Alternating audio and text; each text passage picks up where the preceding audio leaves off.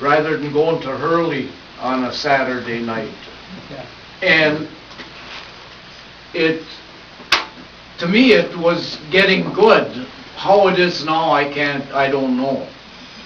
Well, I've it's stayed slower. as far away on weekends as I can. A little slower than it used to be. Yeah, Scott, I have a question for you. Would it be possible to have the calls forwarded to the city during the summer, and could someone in the city actually field those calls? Would that work? I would think so. I mean, I don't think you'd probably get a rash of calls, so I think Right.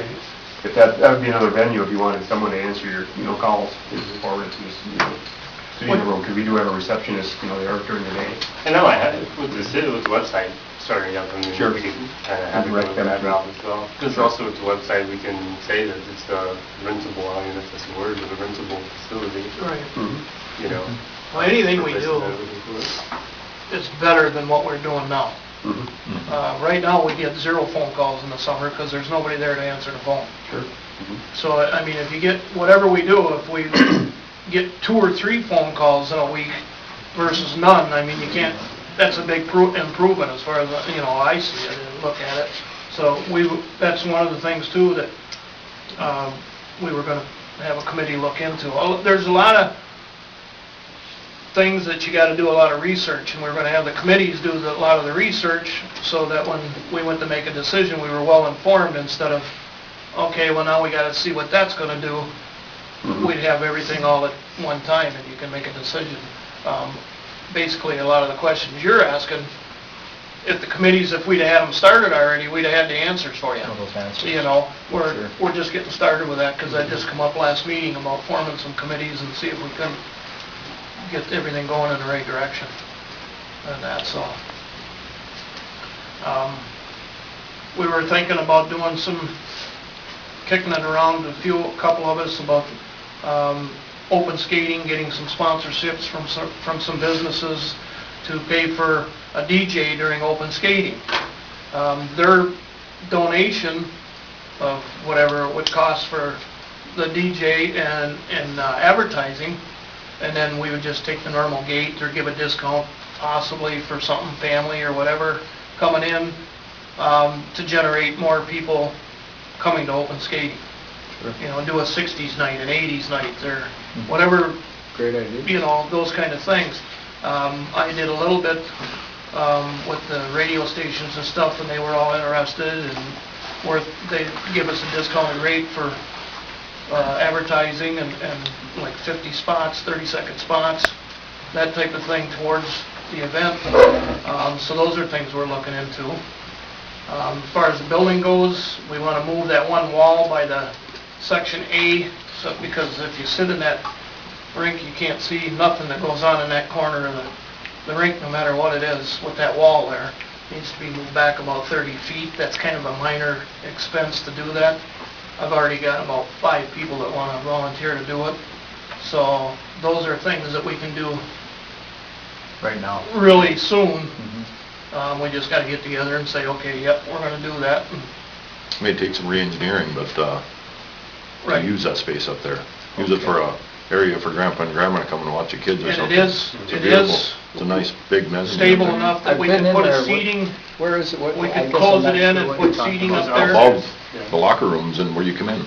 Above that, that's There's all, a- that's a Oh, floor that's up all there. open up Yep. to sit, for seating. And that could be It heated, could be. I mean, we'd have to enclosed and heated, so check. you could have Yeah. picnic tables Because up you'd there. have the heat people rising from below, it would. Eat even from the heat that concession food. stand and all that, Yeah. so, yep.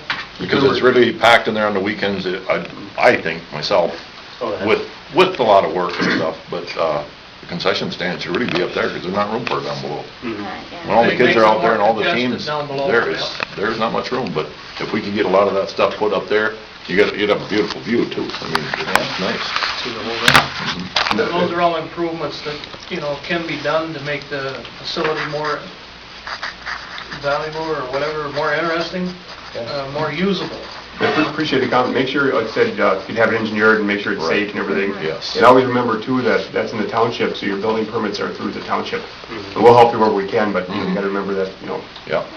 that's the big. Oh, yeah, you have to have another staircase too, I think. Yeah, Yeah, that's one of the definitely. things, so you'd have to have another, actually, You could put an entrance up there.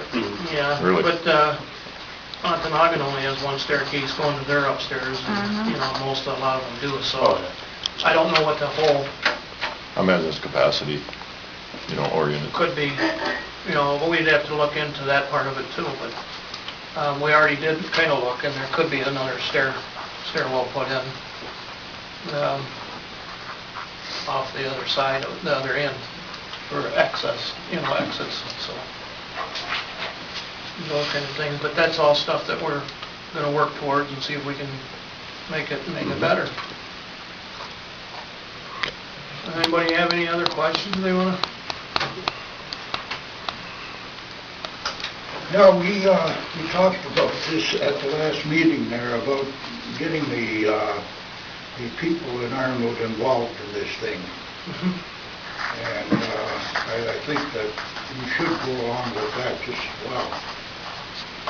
Yeah, I agree, that was one of the things we were gonna do tonight, along with that, to get public opinion and ask them to be on the committee and that type of thing, and, You might be surprised what comes out of Woodward on that.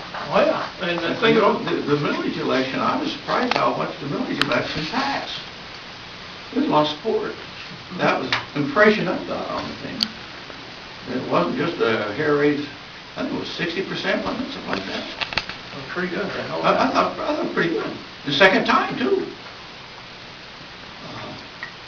I was quite pleased. Is there anything through, does EDC, Economic Development Corporation, something like that? Is there anything within that framework that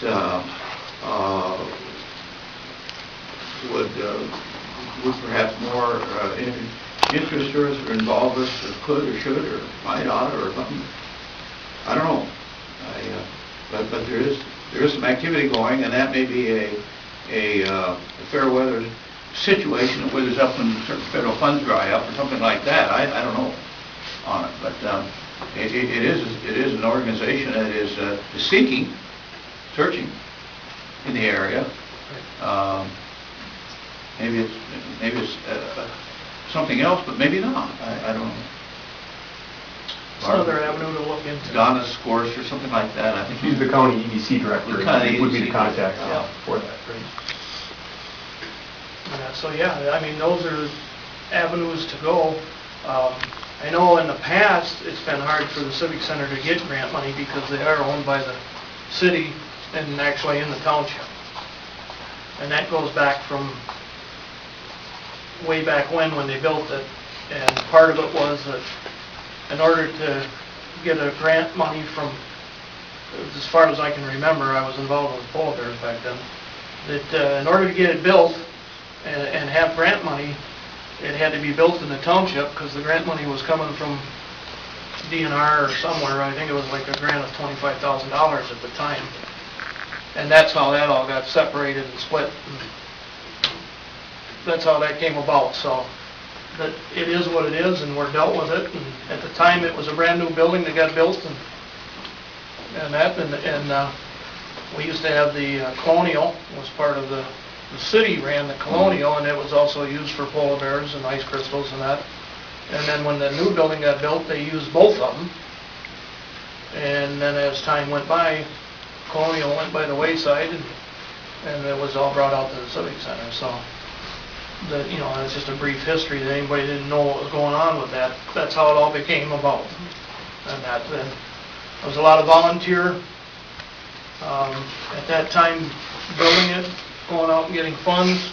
I know the Polar Bears raised a lot of money and approached, knocked on a lot of doors, and sold the ice crystals, and several members of, I believe the city commission and that at that time went out too, and tried to, you know, raise funds and everything, and then quite a few of the people, if you ever want to know who donated big dollars, it's on the plaque in there, and everything, that put up money to get it built. And that, so that's how that all came about. And it's a beautiful building, should be used year-round for the community and surrounding communities, even though they're not paying for it, you know. They can spend their money at our concession stand, we'll take that money, we don't care, you know. And that, Yeah, they buy tickets, so. We do have, Wakefield Bessemer participate in the Polar Bears, which pays a big chunk of the cost during the winter for the building, even though some people say they think they own it, but they're the biggest customer. It's no different than anything else. If you go to a restaurant for the last 20 years and go there and eat 3 times a day, you expect them to say hi when you walk in the door and treat you nice, because you spent all your money there. So I mean, it's the same principle. But it all comes down to the board of directors.